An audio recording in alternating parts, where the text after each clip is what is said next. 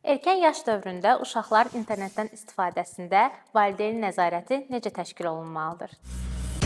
Müasir dövrdə uşaqların internetdə qarşılaşdığı hadisələrin sayı sürətlə artır.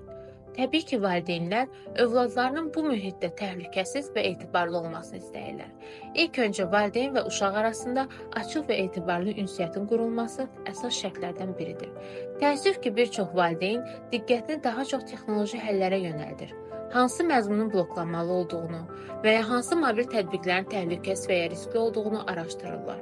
Lakin nəzərə almaq lazımdır ki, heç bir texnoloji vasitə mükəmməl deyil.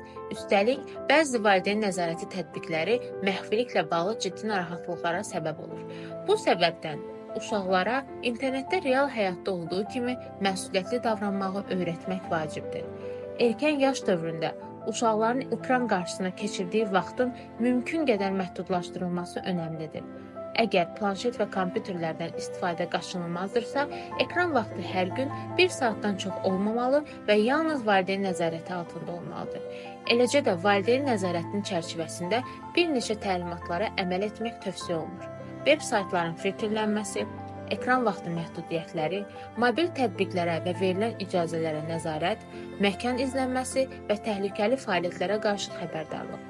Bir məqamı unutmaq olmaz ki, hər bir uşaq müstəqil bir şəxsiyyətdir. Nəzarət nə qədər yüksək olsa, unutmayın ki, övladınız buna görə sizə inciyə bilər, xüsusilə də ona güvənmədiyinizi hiss edərsə. Buna görə də məhdudiyyətləri onunla birlikdə müzakirə edin ki, niyə belə etdiyinizi başa düşsün və bunu nəzarət kimi yox, qayğı kimi qəbul etsin.